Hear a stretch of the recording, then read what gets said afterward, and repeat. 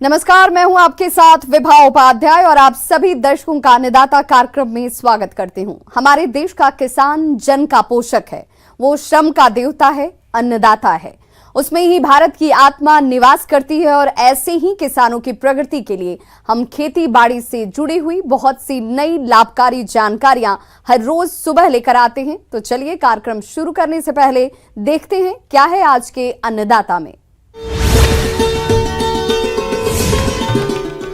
मसूर की उन्नत तकनीक से बुवाई करके लें अधिक उपज।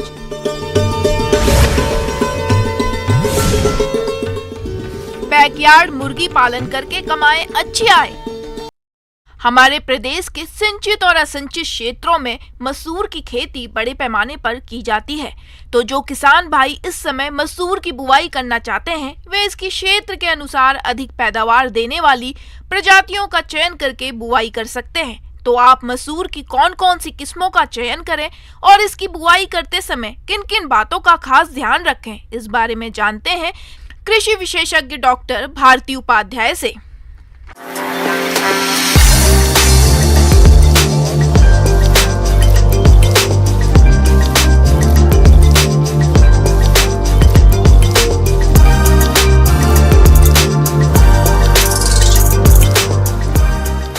नमस्कार किसान भाइयों, मसूर रबी फसल में दलहनी फसल के रूप में उगाई जाती है और मसूर की खेती के लिए हम लोग कोई भी भूमि चयन कर सकते हैं, परंतु जो भूमि का मिट्टी बलुई दोमट से दोमट हो वो उपयुक्त माना जाता है।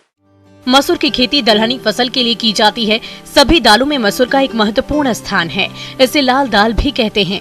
भारत में मसूर की खेती रबी की फसल के साथ की जाती है। असिंचित जगहों पर भी इसकी खेती आसानी से की जा सकती है, क्योंकि इसके पौधे सूखा, नमी और कम तापमान के प्रति सहनशील हैं। अब वैरायटी कौन सा चयन करेंगे किसान भाइयों? कुछ प्रमुख वैरायटी है, जैसे कि IPL 220, IPL 222, फिर हल 57, KLS 218, इन प्रजातियों का बहुत अच्छा पैदावार मिलते आ रहा है। किसान भाइयों ये वैरायटियों को चयन कर सकते हैं। खेत की तैयारी करना चाहें तो खरीफ मौसम में जो फसल कट जाती है उसके बाद हम लोग मिट्टी पलटने वाले हल से पहली जुताई करते हैं। उसके बाद हम लोग कल्टीवेटर के द्वारा दूसरी जुताई करते हैं। उसके बाद हम खेत को समतल बनाते हैं पाटा लगाकर, ताकि उसमें जो भी हम बिजाई करेंगे उसका अंकुरन अच्छे से हो। किसान भाइयों फिर उर्वरक की बात आती है। उर्वरक के साथ साथ हमें उसमें कंपोस्ट भी डालना है, ताकि हमारे मिट्टी का जो स्टेटस है, उसका जो गुणवत्ता है वो बरकरार रहे। तो इसीलिए हम लोग उसमें अच्छे से सड़ा हुआ गोबर हम लोग 4 से 5 टन प्रति हेक्टेयर के दर से उसमें डालें। जो हम लोग कंपोस्ट डालेंगे सड़ा हुआ गोबर, वो हम लोग 20 से 25 दिन पूर्व बुआई के डालेंगे। अब अगर उर्वरक की बात करते हैं तो इसमें नाइट्रोजन 20 किलो प्रति हेक्टेयर डाला जाता है और 45 किलो फास्फोरस प्रति हेक्टेयर और सल्फर 20 किलो प्रति हेक्टेयर के दर से। किसान भाइयों ये बात हमें ध्यान देना है कि उसमें हम लोग बीज दर कितना इस्तेमाल करेंगे। अब मसूर के केस में ये देखा जाता है कि मसूर में कुछ प्रजातियां छोटी दाने वाली होती हैं, कुछ प्रजातियां बड़े दाने की होती है। अगर किसान बंधु छोटे दाने वाले प्रजाति चयन कर रहे हैं तो उन लोगों को 25 से 30 किलो प्रति हेक्टेयर के दर से बीज लेना चाहिए, और जो बड़े दाने की मसूर का प्रजाति चयन कर रहे हैं तो उन्हें 40 से 45 किलो प्रति हेक्टेयर के दर से बीज उपयोग करें। किसान भाइयों दलहनी फसल में बीज उपचार भी बहुत ही महत्वपूर्ण होता है। जैसे कि बीज उपचार, जैसे फफूंदनाशी दवा कार्बेंडाजिम 2 ग्राम प्रति किलो बीज के हिसाब से उसमें उपचारित करें। उसके बाद हम लोग राइजोबियम कल्चर जो एक जैव उर्वरक है उसका 20 ग्राम प्रति किलो बीज के हिसाब से उसका उपचारित कर हम लोगों को बुआई करनी चाहिए। किसान भाइयों ये हमें ध्यान देना है कि जब हम राइजोबियम कल्चर से जब उपचारित करेंगे तो उसको छाये में सुखा करके तुरंत उसकी बुआई कर लें, क्योंकि वो एक जैव उर्वरक है। उसकी अगर उपचारित हम लोग 1 दिन पहले करते हैं तो वो हमारे भूमि में जाके वो मर जाता है, तो इसीलिए उसका फ़ायदा हमें नहीं मिल पाता है। बिजाई करने की दूरी हमेशा हमें मेंटेन करने की आवश्यकता है, क्योंकि बिजाई का दूरी अगर हम मेंटेन करते हैं तो उसमें प्लांट पॉपुलेशन अच्छा होता है, जर्मिनेशन भी अच्छा होता है। तो मसूर के केस में पंक्ति से पंक्ति की दूरी 30 सेंटीमीटर और पौधा से पौधा की दूरी 10 सेंटीमीटर रखना उचित माना जाता है।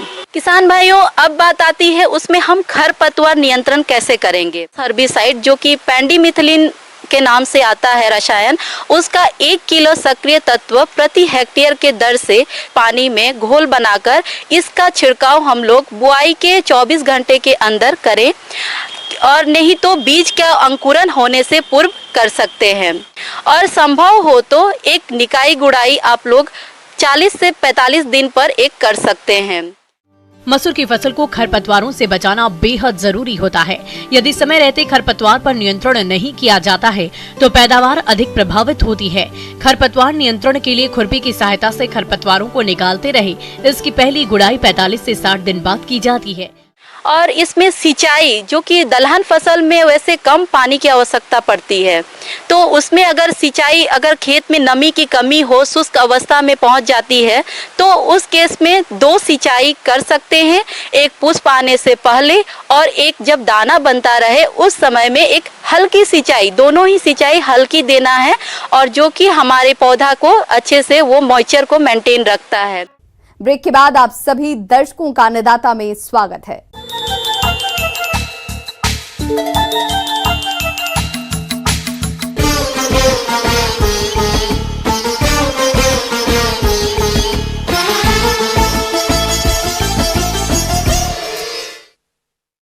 देश की दिन प्रतिदिन बढ़ती आबादी और घटते कृषि जोत के कारण आज के समय में बहुत से जगहों पर वर्टिकल खेती यानी खड़ी खेती का सफल प्रयोग किया जा रहा है। इसकी खास बात यह है कि इसमें रासायनिक खाद और कीटनाशक दवाओं का इस्तेमाल नहीं होता और शहरी क्षेत्रों में खेती करने का ये खास तरीका बड़ी तेजी से लोकप्रिय होता जा रहा है। अगर सही तरीके से वर्टिकल फार्मिंग की जाए तो उसे बिजनेस का रूप दिया जा सकता है। देखिए हमारी ये खास रिपोर्ट। देखिए, वर्टिकल गार्डनिंग जो है या वर्टिकल गार्डन्स, जिसको हम फिर गार्डनिंग करते हैं, जो एक्टिविटीज़ करते हैं उसको गार्डनिंग बोलते हैं। ये एक तरह से बागवानी का है, नया कार्य है। और इसमें हम करते क्या हैं कि वर्टिकल जैसा नाम है यानी खड़ा बागवानी, इसको अगर हिंदी में कहें तो इसको कहते हैं खड़ा बागवानी। यानी ये जमीन जगह कम घेरता है और ज़्यादा से ज़्यादा पौधे इसके प्रति वर्ग मीटर ज़्यादा से ज़्यादा पौधे आते हैं। छतों, बालकनी और शहरों में बहुमंजिला इमारतों के कुछ हिस्सों में फसली पौधे उगाने को भी वर्टिकल कृषि के ही एक हिस्से के रूप में देखा जाता है। हालांकि इसके सबसे अच्छे नतीजे तब मिलते हैं जब ऐसी खेती इमारत के भीतर या पॉली हाउस में की जाती है। इनमें पर्यावरण की दशाओं को नियंत्रित किया जा सकता है। वर्टिकल कृषि का बुनियादी उद्देश्य कम से कम जगह में और ज्यादा से ज्यादा संख्या में पौधे उगाना है। इसमें 36 की तरह वर्टिकल जगह का इस्तेमाल किया जाता है। इस बागवानी का सबसे बड़ा फायदा ये है कि शहरों में जहाँ पर इंफ्रास्ट्रक्चर का डेवलपमेंट बहुत ज़्यादा होता है, जगह कम होती है, वहाँ पर कम जगह में भी वर्टिकल गार्डनिंग करते हैं। और वर्टिकल गार्डनिंग का मतलब होता है कि प्लेटफॉर्म में स्ट्रक्चर बनाते हैं और उस स्ट्रक्चर पर हम पौधों को रखते हैं।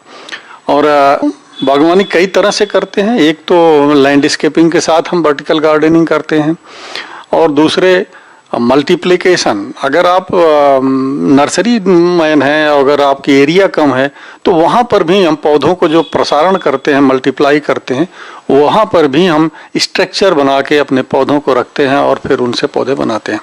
और दूसरा एक और इम्पॉर्टेंस है कि वर्टिकल फार्मिंग भी या वर्टिकल गार्डनिंग यानी वो वेजिटेबल्स की और फूलों की, दोनों की जा सकती है और सालों भर की जा सकती है। बढ़ती जनसंख्या और कम होती कृषि योग्य भूमि की परेशानी कम होगी। खड़ी खेती के माध्यम से कम जमीन में अधिक उत्पादन किया जा सकता है। खड़ी खेती में बनावटी प्रकाश और बनावटी पर्यावरण का निर्माण किया जाता है, जिसके कारण मौसम का कोई भी दुष्प्रभाव नहीं पड़ेगा। फसल नष्ट होने का कोई खतरा नहीं रहता है। परंपरागत खेती में कई तरह के रासायनिक खाद और खतरनाक कीटनाशक दवाओं का उपयोग होता है, जिससे तरह तरह की बीमारियां फैलती है। वहीं खड़ी खेती यानी वर्टिकल फार्मिंग में रासायनिक खाद और कीटनाशक दवाओं का उपयोग नहीं होता है। इस प्रकार की खेती से किसानों की आय बढ़ेगी और उनके जीवन स्तर में सुधार की काफी संभावनाएं हैं। साथ ही इसमें पानी और मजदूर की आवश्यकता कम होती है, क्योंकि ये ऑटोमेटेड तकनीक पर आधारित खेती है। शहरी क्षेत्र के किसानों के लिए काफी लाभकारी है। तो होता क्या है, जब हम ग्रीन हाउस या पॉली हाउस बनाते हैं तो उसमें भी हम वर्टिकल गार्डनिंग करते हैं, चाहे वो फ्लावर्स के हो, फोलिएज प्लांट हो, फ्लावरिंग प्लांट्स हो, वो उसके अंदर सारे उसके रिक्वायरमेंट को मीट आउट करते हैं। चूंकि ग्रीन हाउस में जगह कम होती है तो उसके हम लेयर बना लेते हैं, 3 लेयर्स, 4 लेयर्स, 2 लेयर, यानी टायर सिस्टम में सेल्फ बना के हम उसमें पौधों को रखते हैं और देन उसके सारी सुविधाएं हम उसको रखते हैं। इसको एक तरह से कहिए कि हमारे पौधे दीवार के सहारे हैंग रहते हैं। और यहीं पर मैं दीवार की बात कर रहा हूं, तो शहरों में जहां पर वातावरण बहुत टफ है और फूल पौधों का संख्या कम है, तो वहां पर हम दीवार के साथ भी वर्टिकल गार्डनिंग करते हैं। यानी दीवार की पूरी एरिया को हम ग्रीन फोलिएज प्लांट में बदल देते हैं। उसमें करते क्या है कि दीवार के सहारे हम एक स्ट्रक्चर, स्टील का स्ट्रक्चर तैयार करते हैं और उस स्ट्रक्चर पर 1 से 1.5 फीट का स्लैब्स बनाते हैं और उस स्लैब्स में हम छोटे छोटे प्लास्टिक के पॉट्स लगा के उसमें हम पौधों को, डिफरेंट टाइप के पौधों को, जो ऐसे पौधे जिनकी रिक्वायरमेंट कम हो और सालों भर हरे भरे रहते हो, कलरफुल रहते हो, उनको लगाते हैं और ड्रिप से जोड़ देते हैं, तो उनकी सिंचाई भी होती रहती है। तो पूरी दीवार हमको जो है रंगीन पौधों से भरा हुआ हरा भरा दिखता है। तो इससे फायदा ये होता है कि वातावरण हमारा शुद्ध हो जाता है और प्रति वर्ग मीटर की जो हमारी प्रोडक्शन कैपेसिटी है, अगर हम नर्सरी करते हैं या वेजिटेबल्स करते हैं, तो हमारी 3 to 4 टाइम्स हमारी प्रोडक्शंस बढ़ जाते हैं। तो इसलिए हमारे इसके साथ साथ सुंदरता के साथ साथ हमारी आमदनी भी बढ़ जाती है। इस समय वर्टिकल कृषि मुख्य रूप से बेंगलुरु, हैदराबाद, दिल्ली और कुछ अन्य शहरों में होती है। यहाँ उद्यमियों ने शौकिया तौर पर वर्टिकल खेती की शुरुआत की थी, लेकिन बाद में व्यावसायिक उद्यम का रूप दे दिया गया। इन शहरों में बहुत से उद्यमी हाइड्रोपोनिक्स और एरोपोनिक्स जैसे जानी मानी प्रणालियों का इस्तेमाल कर रहे हैं। हाइड्रोपोनिक्स में पौधे को पानी में उगाया जाता है। इस पानी में आवश्यक पादप पोषक मिले होते हैं। एरोपोनिक्स में पौधे की जड़ों पर केवल मिश्रित पोषक तत्वों का छिड़काव किया जाता है। गमले में लगे पौधों के मामले में आमतौर पर मिट्टी की जगह परलाइट, नारियल के रेशे, कोकोपीट, फसलों का फूस या बजरी का इस्तेमाल किया जाता है। तो आजकल वर्टिकल गार्डनिंग का प्रचलन विशेष तौर से शहरों में, भीड़ भाड़ वाले शहरों में, जहां कंकड़ पत्थर और दीवारें हैं, ईंट है, सड़क है, इंफ्रास्ट्रक्चर है, वहां पर कम जमीन में और उसके लैंडस्केप एंड डिजाइनिंग करते हैं वर्टिकल गार्डनिंग के साथ, और इसके स्ट्रक्चर डिफरेंट स्टाइल में बनाते हैं जो उसके सुंदरता को और बढ़ा देते हैं। तो यही वर्टिकल गार्डनिंग है और इसके आने वाले दिनों में इसका काफ़ी संभावनाएं हैं और लोग इसको पसंद करते हैं, क्योंकि हर आदमी वातावरण फ्रेंडली होना चाहता है, वातावरण के साथ रहना चाहता है। तो इस तरह से आप गार्डनिंग करके आप अपने आसपास हरा भरा कर सकते हैं। ब्रेक के बाद एक बार फिर से आप सभी दर्शकों का अन्नदाता कार्यक्रम में स्वागत है। खेती के साथ साथ मुर्गी पालन का व्यवसाय तेजी से बढ़ता जा रहा है, जो कि खाद्य सुरक्षा के साथ साथ आर्थिक स्वावलंबन में बहुत सहायक है। अंडे और मांस की बढ़ती हुई मांग को देखते हुए मुर्गी पालन अच्छी कमाई वाला रोजगार का साधन बनता जा रहा है। ये व्यवसाय बहुत कम लागत में शुरू किया जा सकता है और इसमें मुनाफा भी काफी अधिक कमाया जा सकता है। इसमें आप देसी मुर्गियों का पालन करके अपनी आय को बढ़ा सकते हैं। तो आप किस प्रकार से करें बैकयार्ड मुर्गी पालन, इस बारे में जानकारी दे रहे हैं डॉक्टर महेश दत्त।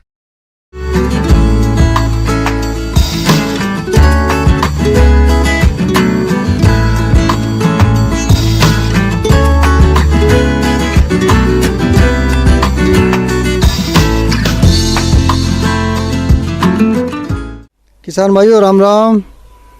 आज मैं आपको बताऊंगा कि कैसे किसान, छोटा किसान या मध्यम किसान या एक भूमिहीन किसान किस तरह से अपनी आमदनी को बढ़ा सकता है। एक है घर के पीछे यानी घर के पिछवाड़े में छोटा सा एक मुर्गी पालन, ये भी बहुत महत्वपूर्ण इकाई है। और ख़ासकर एकीकृत जो हमारा आज की किसान की पद्धति है, कृषि पद्धति है, उसमें अगर आपको प्रतिदिन पैसा चाहिए तो पिछवाड़े, घर के पिछवाड़े वाली जो मुर्गी पालन है, किसान भाइयों मैं बताना चाहता हूँ कि ये उस मुर्गी पालन से बिल्कुल अलग है जिसमें आपने देखा होगा सफ़ेद मुर्गियाँ 50,000 या 1 लाख मुर्गियों के आपने फार्म देखे होंगे। ये मुर्गियाँ उनसे बिल्कुल अलग हैं।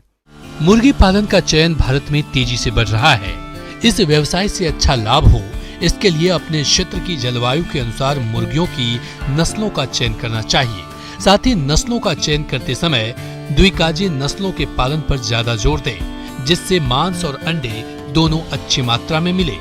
घर के पीछे यानी घर के पिछवाड़े में छोटा सा एक मुर्गी पालन, आपको घर के पिछवाड़े वाली मुर्गियाँ, जैसे इसमें कड़कनाथ रख सकते हैं, निर्भीक रख सकते हैं, क्रोइलर एक नस्ल है वो रख सकते हैं। आप इस तरह से इन नस्लों को आप जो है बढ़ावा दे सकते हैं। उदयपुर से एक नस्ल निकली है जो आप उसको भी रख सकते हैं, वो एक बहुत अच्छी नस्ल है। देसी जो नस्लें हैं, खासकर जो जिनकी हम बात कर रहे हैं बैकयार्ड नस्लें, ये सभी नस्लें इसके लिए बहुत ही सूटेबल हैं। आप देखेंगे इनको अंडे के साथ साथ मीट में इनका मीट के लिए यानी मांस के लिए भी बहुत मशहूर है और इनसे आपको वर्ष भर बहुत अच्छी आमदनी मिल सकती है। इन मुर्गियों की खास बात यह है कि इनका शरीर भार उन मुर्गियों की तुलना में करीब करीब 3 गुना होता है। साथ ही इनके खान पान की जो व्यवस्था है उनकी तुलना में बहुत ही आसान है तथा बहुत कम खर्चीली है। अगर उसकी हम बात करें तो अगर सफ़ेद मुर्गी पर मान लीजिए 2 रुपये का खर्चा आएगा तो इन मुर्गियों पर ये मात्र 1-1.25 रुपया या 1.5 रुपया खर्चा ही आएगा। जिसका बड़ा कारण है कि इन मुर्गियों का बहुत सा खान पान जो है वो अवशेष, फसलों के अवशेष या मान लीजिए अनाज के अवशेष, सब्जियों के अवशेष, फलों के अवशेष, घर में जितना भी आपके रसोई का जो जूठन है, रसोई का जो बचा हुआ खाने का पदार्थ है, वो सब इनके काम आ सकता है। करीब करीब 25 से 30% जो भोजन में जो खर्चा है वो आपका कम हो जाएगा। जहाँ तक हम पैसे की बात करें तो 5 महीने 5.5 महीने पे ये अंडा देना शुरू करती है और 5.5 महीने से लेकर पूरे साल आपके घर पर अंडे उपलब्ध रहेंगे। इन अंडों की कीमत, जो ये बैकयार्ड पोल्ट्री की हम बात कर रहे हैं, घर के पिछवाड़े मुर्गी पालन, इनके अंडे आम अंडों की तुलना में, सफ़ेद अंडों की तुलना में ज़्यादा महंगे बिकते हैं। जैसे मान लीजिए सफ़ेद अंडा 6 रुपये का है तो ये अंडा कम से कम 10 रुपये का अंडा आपको मिलेगा और सर्दियों में यही आपको 25 से 30 रुपये तक भी प्रति अंडा मिल सकता है। आप कहेंगे कि सर इतने अंडे का भाव हमें कैसे मिलेगा? ये बाज़ार में अगर आप देखेंगे तो देसी मुर्गियों के अंडों के नाम से मशहूर हैं और आप देखेंगे कि इनके जो कंज्यूमर हैं यानी इनको जो खाने वाले जो लोग हैं वो इसके लिए सर्दी में 30 रुपये तक भी पे करने को तैयार होते हैं। जिसका बड़ा कारण है कि इनका जो स्वाद है, जो फ्लेवर है, वो सफ़ेद अंडों की तुलना में थोड़ा अलग है। साथ ही कई लोग जो सफ़ेद अंडों को पसंद नहीं करते वो इन ब्राउन अंडों को लेना पसंद करते हैं। इसलिए किसान भाइयों, आपको आमदनी बढ़ाने के लिए जहां हमने गाय पालन, भैंस पालन या बकरी पालन की सलाह दी थी, खासकर एकीकृत कृषि जब आप अपनाएंगे उसमें 50 मुर्गी या 100 मुर्गी का एक छोटा दड़बा आप घर के पिछवाड़े ज़रूर बना सकते हैं, जिससे आप देखेंगे कि वर्ष भर आपके घर पर या आपके घर के पिछवाड़े आपको अंडे उपलब्ध होते रहेंगे, जिससे आप 12 महीने आप जो है आमदनी बढ़ेगी। साथ ही कम खर्चे पर इन मुर्गियों का रखरखाव संभव हो पाएगा और इन मुर्गियों की जो रोग प्रतिरोधक क्षमता है वो सफ़ेद मुर्गियों की तुलना में कहीं अधिक होती है, जिसका बड़ा कारण है कि 3-4 नस्लों को मिलाकर इनकी उत्पत्ति की जाती है।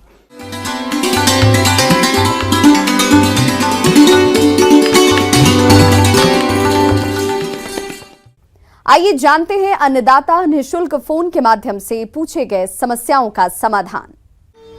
आज की अन्नदाता हेल्पलाइन में हमने जिस प्रश्न को शामिल किया है उसे पूछा है गांव मंडावर, जिला टोंक के अवधेश कुमार ने।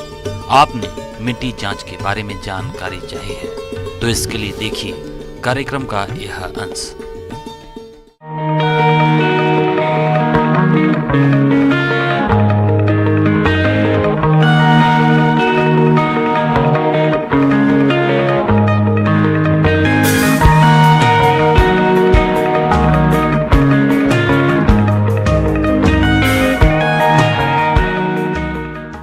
आज हम आपको बताएंगे कि मिट्टी का सैंपल क्यों, कब और कैसे लेना चाहिए, उसके बारे में आपको पूरी जानकारी देना चाहते हैं हम।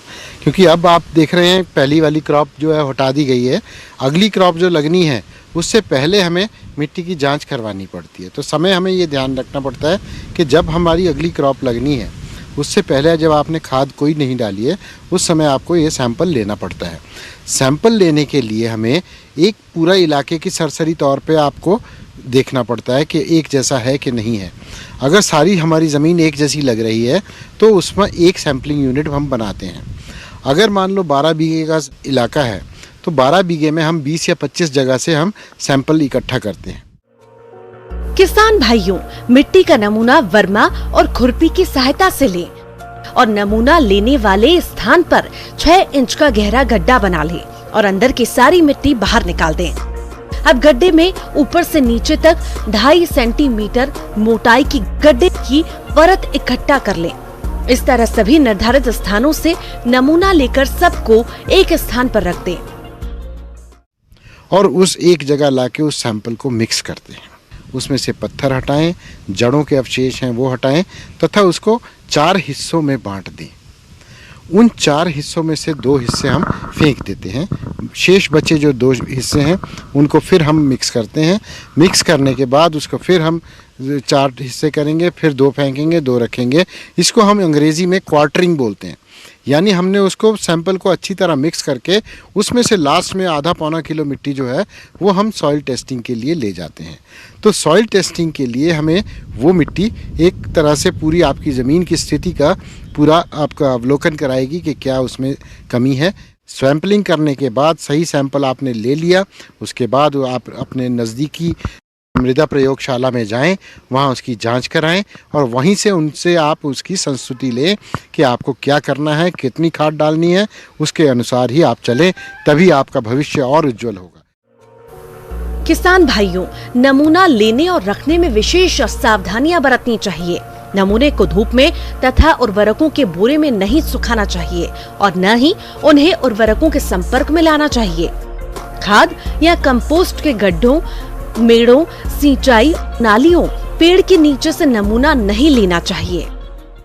तो इस तरह से मैं सभी किसान भाइयों को यही सलाह दूंगा कि कम से कम 3 साल में एक बारी अपना सॉइल का सैंपल या मिट्टी का जांच आवश्यक कराएं।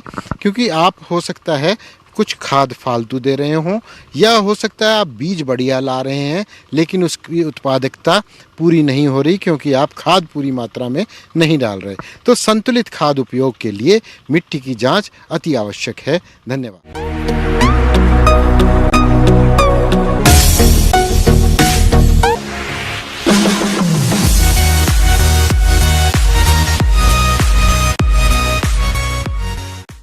एक नजर डालते हैं राज्य के कुछ मंडियों के प्रमुख फसलों के बाजार भाव पर।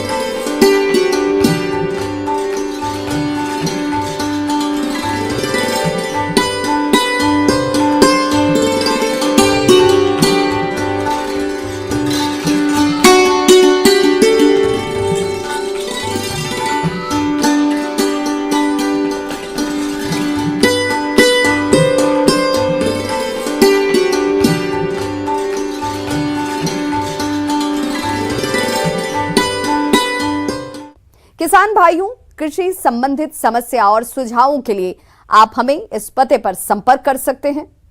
प्रोड्यूसर अन्नदाता, news 18 Rajasthan, Ramoji film city, Hyderabad 501512। साथ ही आप हमें ईमेल भी कर सकते हैं। हमारा ईमेल है P18 अन्नदाता राजस्थान @NW18.com।